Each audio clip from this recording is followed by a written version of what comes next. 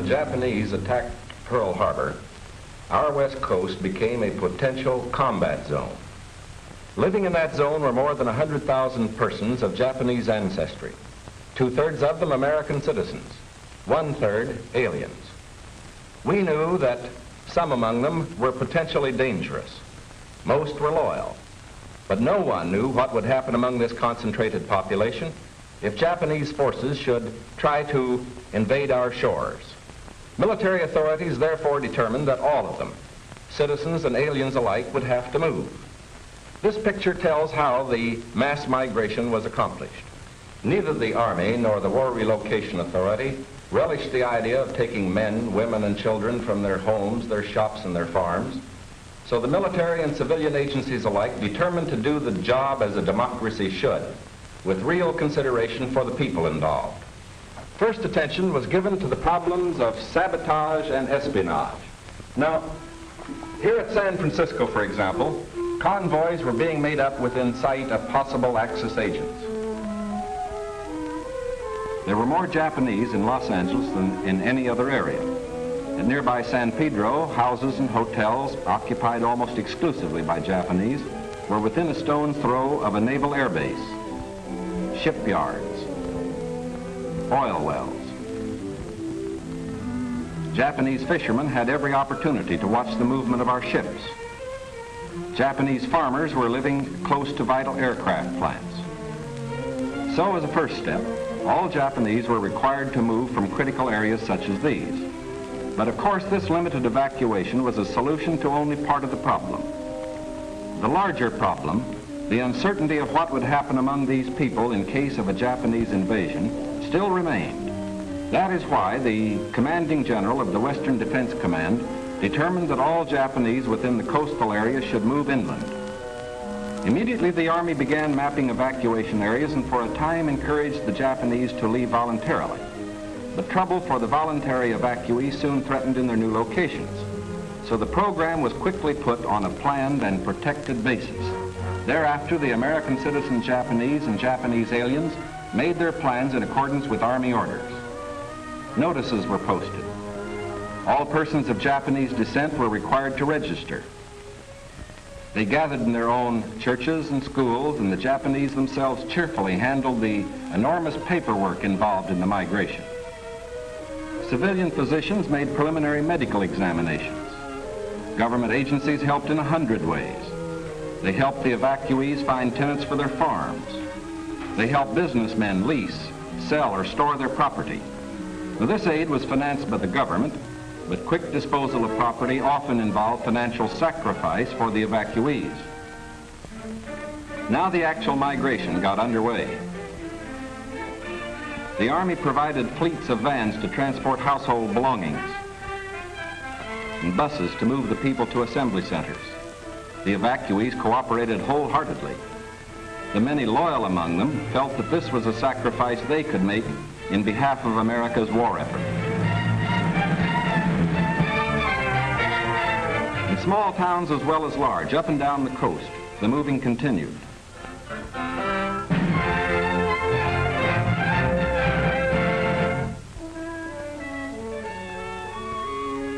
Behind them, they left shops and homes they had occupied for many years.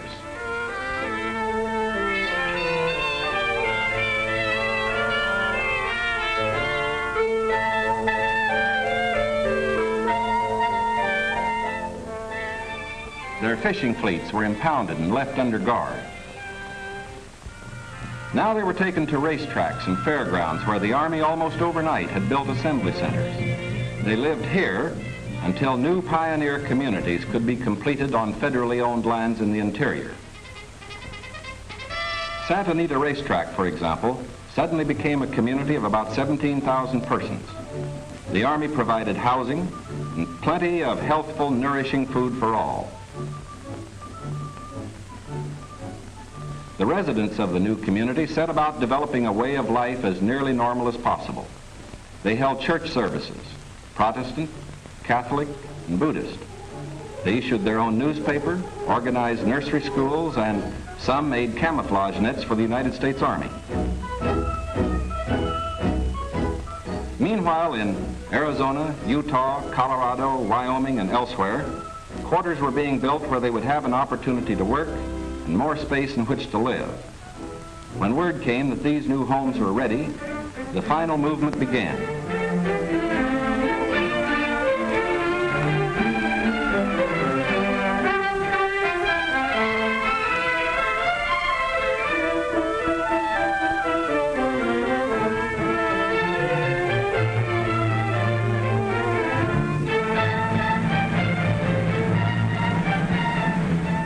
At each relocation center, evacuees were met by an advance contingent of Japanese who had arrived some days earlier and who now acted as guides. Naturally, the newcomers looked about with some curiosity. They were in a new area, on land that was raw, untamed, but full of opportunity. Here they would build schools, educate their children, reclaim the desert. Their own physicians took precautions to guard against epidemics. They opened advanced Americanization classes for college students, who in turn would instruct other groups. They made a rough beginning at self-government, for while the Army would guard the outer limits of each area, community life and security within were largely up to the Japanese themselves. They immediately saw the need for developing civic leaders.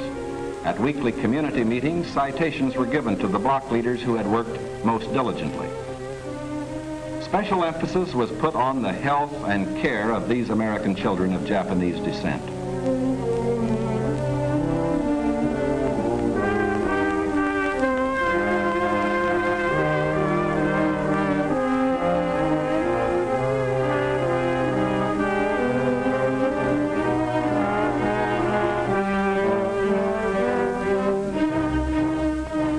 Their parents, most of whom are American citizens, and their grandparents, who are aliens, immediately wanted to go to work.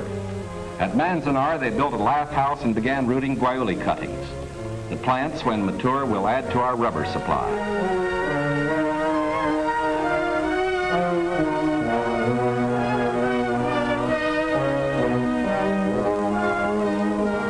At Parker, they undertook the irrigation of fertile desert lands. Meanwhile, in areas away from the coast and under appropriate safeguards, many were permitted to enter private employment, particularly to work in sugar beet fields where labor was badly needed. Now, this brief picture is actually the prologue to a story that is yet to be told. The full story will begin to unfold when the raw lands of the desert turn green, when all adult hands are at productive work on public lands or in private employment. It will be fully told only when circumstances permit the loyal American citizens once again to enjoy the freedom we in this country cherish, and when the disloyal, we hope, have left this country for good. In the meantime, we are setting a standard for the rest of the world in the treatment of people who may have loyalties to an enemy nation. We are protecting ourselves without violating the principles of Christian decency. And we won't change this fundamental decency no matter what our enemies do. But of course, we hope most earnestly that our example will influence the Axis powers in their treatment of Americans who fall into their hands.